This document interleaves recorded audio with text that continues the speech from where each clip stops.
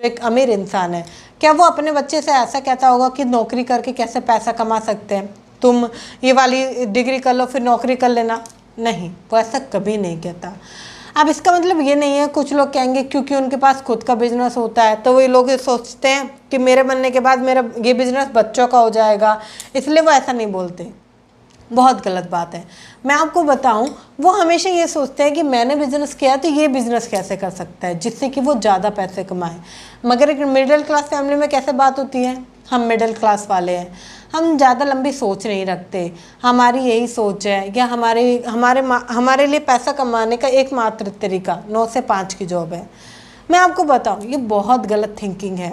अगर आप ऐसी थिंकिंग रखते हैं घर परिवार में तो बहुत ही गलत माइंडसेट आप कहीं ना कहीं लोगों को दे रहे हैं, क्योंकि आपको कभी नहीं सिखाया गया कि पैसा कमाने के बहुत सारे तरीके हैं। आपको कभी नहीं सिखाया गया कि पैसा बचाना चाहिए।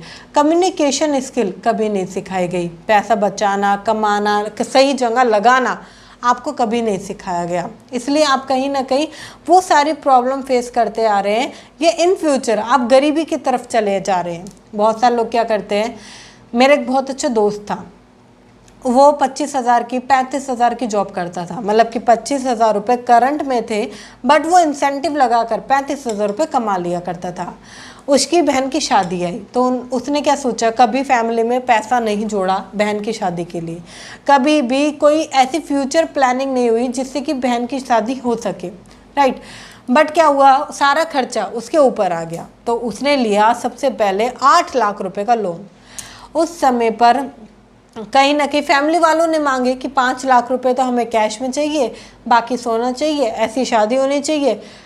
उसको इनडायरेक्टली 8 लाख का लोन वो लेने जा रहा था। सारे खर्चों को जब उसने बिठाया मिलाकर तो वो 15-13 लाख रुपए बैठ रहे थे, मतलब कि 13-14 लाख रुपए बैठ रहे थे। एवरेज सारा देकर भी 15 लाख रुपए बैठ रहे थे। अब वो क्या करता, पैसे तो इतने थे नहीं, उसे लगा कि भाई मेरी एक अच्छी सैलरी है, क्यों ना मैं एक लोन ले लूँ।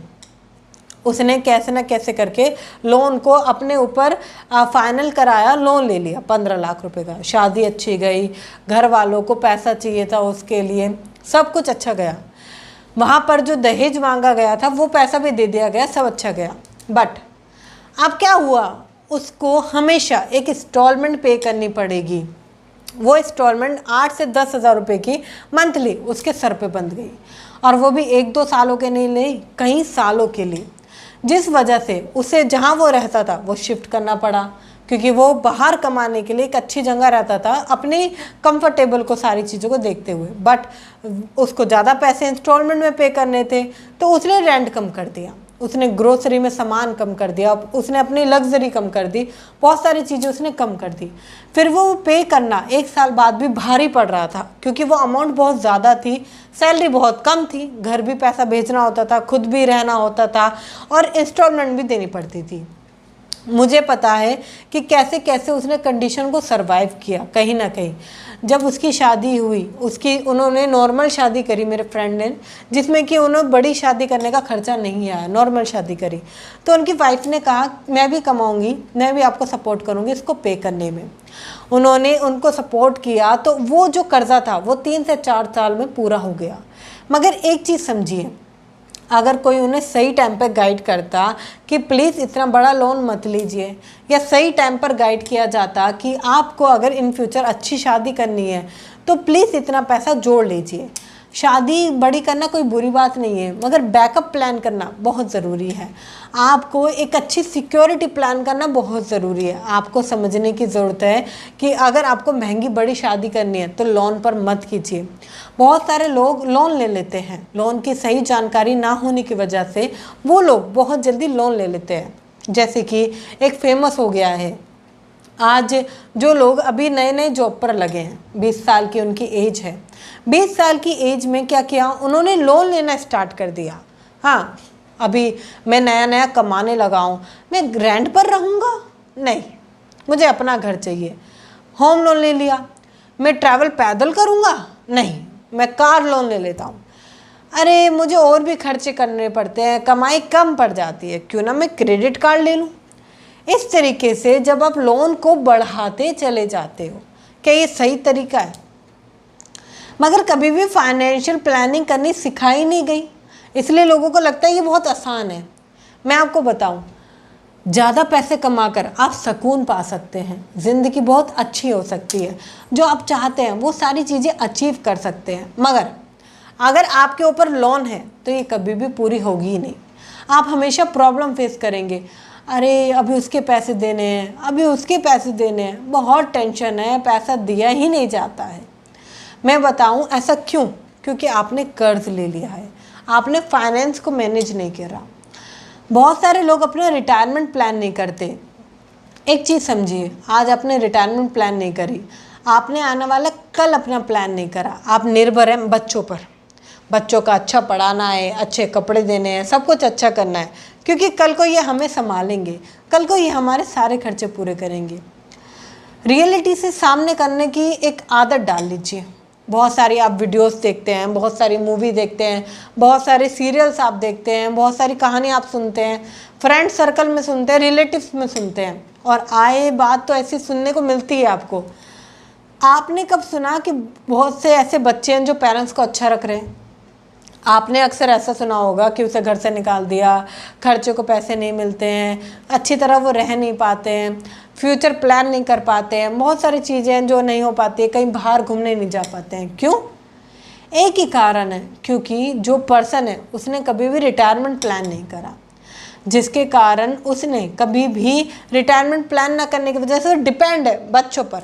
अब बच्चे जैसे चाहते हैं वैसे ज़िंदगी प्लान करते हैं। बहुत सारी पुरानी मूवियों में सच्चाई दिखाई जाती है, बहुत सारे लोग बिलीव नहीं करते, डिपेंड रहते हैं। मैं आपको बताऊं, बच्चों से अच्छा डिपेंड रहने से अच्छा है कि आप एक फ़ंड तैयार करें, उस पर डिपेंड रहें। एफडी कराना बुरी बात नहीं है, आपको एफडी करानी चाहिए। अगर आप कम रेट में एफडी ढूंढ रहे हैं तो बहुत गलत बात है। आप एफडी सर्च कीजिए एटलीस्ट जिसमें 9% 8% तक का आपको इंटरेस्ट रेट मिले, जिससे कि एफडी में आपका पैसा बढ़े। अब एफडी में जब आपका पैसा बढ़ेगा तो आपको खुद लगेगा कि हाँ, मेरा पैसा रेगुलरली बढ़ रहा है। एक चीज़ को समझिए, अगर आज आपका पैसा बढ़ नहीं रहा है ना, तो आप प्रॉब्लम फेस कर रहे हैं। आपको ऐसी एफडी सर्च करने की ज़रूरत है जिसमें कि आपका पैसा बढ़े। बहुत सारे लोग क्या करते हैं, डाल दिया बैंक में पैसा। आपको समझदारी की ज़रूरत है कि आप बैंक में पैसे को बर्बाद कर रहे हो। बहुत सारे लोग हैं जो इन चीज़ों को नहीं समझते, क्योंकि कभी पढ़ाया नहीं गया, कभी समझाया नहीं गया, कभी बताया नहीं गया कि क्या सही है क्या गलत है, फाइनेंस क्या कहता है। एक चीज़ को समझिए, अगर अभी तक आपने SIP नहीं करी, जो मात्र 500 रुपये से शुरुआत हो जाती है, बहुत बड़ी दिक्कत में हो। 500 रुपये से शुरुआत करके आप 1 करोड़ रुपये तक बना सकते हैं, 1 CR तक आप इन्वेस्टमेंट बना सकते हैं अपनी, मात्र 500 रुपये से। थोड़ा थोड़ा बढ़ाएं तो उसको और डेवलप कर सकते हैं। एक रिटायरमेंट फंड तैयार हो सकता है, खुद की सिक्योरिटी तैयार हो सकती है, मगर नहीं करते क्योंकि सोच रखा है ना भाई कुछ करना ही नहीं है, क्योंकि सिखाया नहीं गया। मैं आपको बताऊं, थोड़ा सा चेंज कीजिए खुद को, थोड़ा सा इस ज्ञान को समझिए कि आज के समय में रिटायरमेंट, SIP, FD ज़रूरी है। बहुत सारे लोग कल की प्लानिंग नहीं रखते, मतलब कि एमरजेंसी फंड ना होना, देखा जाएगा जो होगा, सोच लेंगे, देख लेंगे। अभी तो कमाई आ रही है ना, तो परेशानी किस बात की है। कभी कभी ऐसा भी दिन होता है कि पैसे ना आए, या आप जिस जॉब में हैं उस जॉब से आप निकाले जाएं, तब आपको अपना इमरजेंसी फंड तैयार रखना चाहिए, जिससे कि आप खुद से प्लान कर सके। बहुत सारे लोग हैं जो इमरजेंसी फंड को इस तरीके से तैयार करते हैं कि महीने का खर्चा अगर 20,000 है तो 20,000 को 3 महीने या 6 महीने तक निकालते हैं। नहीं, आपकी जो कमाई है ना, अगर आपकी कमाई 25,000 है, 45,000 है, तो उसके हिसाब से आप रिटायरमेंट फंड या इमरजेंसी फंड तैयार कीजिए, क्योंकि ये एक्चुअल है। अगर ये आना बंद हो गया तो प्रॉब्लम आएगी ना। इसलिए अगर आपकी कमाई 25,000 है तो देखिए कैसे इसको कर सकते हैं। क्या एक्स्ट्रा इनकम कमा सकते हैं, क्या हम किस तरीके से साइड इनकम कमा सकते हैं, क्या ऐसी कुछ प्लानिंग कर सकते हैं कि जिससे हमें पैसा आने लगे। इन छोटी छोटी चीज़ों को अगर आप चेंज करेंगे तो फिर लाइफ में आप कुछ बड़ा ज़रूर करेंगे, क्योंकि वो नॉलेज है जो लोग समझ नहीं पाते। आपको अवॉइड करने हैं ज़्यादा इंटरेस्ट रेट वाले लोन्स। लोन लेना कोई गलत बात नहीं है, आपके कंफर्ट के लिए, आपकी ज़रूरत के लिए लोन इम्पॉर्टेंट हो सकता है, मगर लोन सही तरीके से लीजिए, ज़्यादा इंटरेस्ट रेट के लिए मत लीजिए, ज़्यादा लंबे समय के लिए मत लीजिए, और ज़्यादा आपको इंस्टॉलमेंट उसमें पे ना करना पड़े ऐसा देखिए। क्या बड़ी कार की जगह छोटी कार में चल सकता है क्या? क्या बड़े घर की जगह छोटे घर में चल सकता है क्या?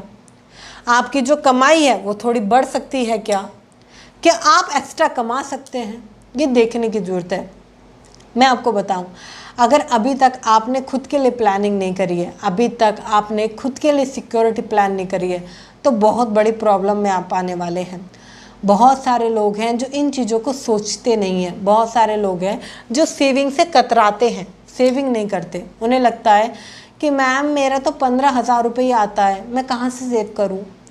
आप कभी 25,000 रुपये कमाने वाले से पूछो, कभी 35,000 रुपये कमाने वाले से पूछो, क्या वो सेव कर पाता है? तो आंसर आएगा नहीं। क्यों? क्योंकि उसके पास भी यही ऑब्जेक्शन है, भाई मेरी कमाई बहुत कम है और मेरे खर्चे बहुत ज़्यादा हैं, तो मैं बचा नहीं पाता। मैं आपको बताऊं, सेविंग कभी भी कमाई पे डिपेंड करती ही नहीं है, सेविंग आप पे डिपेंड करती है। अगर आप सोच लें कि मुझे सेविंग करनी है 1,000 रुपये की, 3,000 रुपये की, 4,000 रुपये की, सेविंग ज़रूर होगी। आप अच्छे से अच्छी एजुकेशन लेते हैं, अच्छे से अच्छी डिग्री लेते हैं, अच्छे से अच्छी नौकरी करते हैं, तो अच्छे से अच्छी फाइनेंशियल नॉलेज आपके पास होना बहुत ज़रूरी है। अगर अभी तक आपने गोल्ड में, सिल्वर में इन्वेस्ट नहीं करा है, तो ज़रूरी है कि आप इन्वेस्टमेंट करें, क्योंकि गोल्ड और सिल्वर लगातार बढ़ रहा है। अगर अभी तक आप ये सोच रहे हैं कि कल परसों या देखा जाएगा, बहुत गलत कर रहे हैं। यही वो ज्ञान है जो लोग समझ नहीं पाते हैं। आप खुद सोच के देखिए कि आज से लगभग 24 साल पहले सोने का भाव क्या था? बहुत ही कम, इतना कि आज का अगर वो भाव होता आप इजीली बाय कर लेते, मगर आज इतना हाई रेट पर चला गया है। मगर आप कम कम लेके शुरुआत कर सकते हैं। देखिए, आज आपको जितने भी पैसा कमाने के सोर्सेज पता है, इन्वेस्टमेंट करने के सोर्सेज पता है, सेविंग करने के सोर्सेज पता हैं, सब पे इम्प्लीमेंट करना आज बहुत ज़रूरी है। थोड़ा थोड़ा देखिए कैसे मैं चेंजेस कर सकता हूँ, कैसे मैं सेविंग कर सकता हूँ, किस प्रकार मैं इन्वेस्टमेंट कर सकता हूँ, कैसे मैं पैसे और ज़्यादा कमा सकता हूँ। क्योंकि ये वही ज्ञान है जो अमीरों ने सीख लिया है, ये वही ज्ञान है जिस वजह से अमीर और पैसे कमाता है। वो सीख समझ जाता है कि आज पैसा कमाना बहुत ज़रूरी है, लर्निंग्स लेना बहुत ज़रूरी है, पैसे को इन्वेस्ट करना बहुत ज़रूरी है, पैसे को सेव करना बहुत ज़रूरी है। बस आप नहीं समझ पा रहे हैं। आपको लगता है कि कुछ अलग यूनिक होगा और कुछ चेंज हो जाएगा। नहीं, अगर आपकी फैमिली नहीं समझती है तो फैमिली को साथ बिठाओ, उन्हें बताओ कि भाई मैं कम कमाता हूँ, तुम खर्चे ज़्यादा करते हो, खर्चे कम करो। पता है बहुत सारे लोग अपनी वाइफ के साथ बहुत सारी चीज़ें शेयर नहीं करते। उन्हें लगता है दोस्तों के साथ शेयर करना अच्छा है, बाहर शेयर करना अच्छा है। अपनी फाइनेंशियल कंडीशन अपने फ्रेंड सर्कल की जगह आप अपनी फैमिली और अपनी वाइफ के साथ शेयर करें, बहुत ज़रूरी है। एक पर्सन ने मेरी वीडियो में कमेंट किया था कि मैम मैं अपनी वाइफ को कहता हूँ कि वो आपकी वीडियो ज़रूर देखे, मगर वो वीडियो देखती नहीं है, उनका इंटरेस्ट नहीं है, बिकॉज़ आपने कभी उनके साथ फाइनेंशियल कंडीशन शेयर नहीं करी है। आप उन्हें शेयर करें कि आप कितना कमाते हैं, आपकी स्ट्रेटेजी क्या है फाइनेंस को लेकर, आप कितना बचाना चाहते हैं, आप इन्वेस्ट कैसे करना चाहते हैं। उन्हें बताएं कि पैसा कमाना ज़रूरी है, तो कैसे सेव कर सकते हैं। अगर तुम थोड़ा थोड़ा बचाओ, इन्वेस्टमेंट करो, मेरा एक सहारा बनो, मेरा फाइनेंशियल बैकअप बनो, कि मुझे कभी पैसे की ज़रूरत हो तो मैं तुम्हारे पास आऊँ और तुम्हारे पास पैसा हो। तो अगर आप उन्हें बताओगे तो उनको खुद इंटरेस्ट आएगा कि वो खुद जाने कि पैसा कैसे कमाते हैं, पैसा कैसे इन्वेस्ट किया जाता है, सेव किया जाता है। बहुत ज़रूरी है, छोटी छोटी नॉलेज है, ये वो ज्ञान है जो आपको आगे तक ले जाएगा। अगर आप इस ज्ञान को नहीं समझ पाए ना, तो आप मिडिल क्लास से और गरीब और पीछे चले जाएंगे, क्योंकि आपको कर्ज मारेगा, आपके पास इमरजेंसी फंड नहीं होगा, एफडी नहीं होगी, एसआईपी नहीं होगा, रिटायरमेंट तैयारी नहीं होगी, तो ये सारी चीज़ें आपको गरीबी की ओर ले जाएंगी। बट आपने अगर थोड़ा सा भी चेंज किया तो आप अमीरी की ओर जाएंगे। आप जाएंगे, जो सक्सेसफुल पर्सन है, जो लोग अमीर होते हैं, वो लोग अमीर कैसे बनते हैं, इसको चेंज करने की ज़रूरत है। खुद से बात करने की ज़रूरत है, आशावादी रहने की ज़रूरत है, नेगेटिव होने की ज़रूरत नहीं है। अभी लाइफ बहुत बाकी है, आप पैसा कमा सकते हैं, आशावादी रहिए, नेगेटिव मत होइए। एफर्मेशन का इस्तेमाल कीजिए, मेडिटेशन का इस्तेमाल कीजिए, नई नई लर्निंग्स का इस्तेमाल कीजिए। अमीर लोग कैसे और अमीर होते जा रहे हैं, सीखिए। क्या आप अमीर हो सकते हैं क्या? वो क्या ऐसा करते हैं जिसके कारण वो अमीर होते जा रहे हैं? अगर आपको ये वीडियो अच्छी लगी है तो शेयर कीजिए उन लोगों के साथ जो अमीर बनना चाहते हैं, जिनको लगता है कि वो बहुत ज्ञानी है मगर ये कहीं ना कहीं वो पॉइंट है जो कभी वो सीख समझ नहीं पाए। क्योंकि आपका एक शेयर सामने वाले की लाइफ में बहुत कुछ चेंज कर सकता है और मुझे पता है कि आप शेयर ज़रूर करेंगे, तो एक शेयर तो बनता है। अगर आप इस वीडियो पर नए आए हैं तो चैनल को अभी सब्सक्राइब कर लीजिए, बेल आइकन को हिट कर दीजिए, जिससे कि आप ऐसी नॉलेजेबल वीडियो बिल्कुल भी मिस ना करें। वीडियो अच्छी लगी है तो फटाफट से लाइक कर दीजिए। मिलते हैं फिर किसी शानदार टॉपिक के साथ, तब तक के लिए थैंक यू सो मच।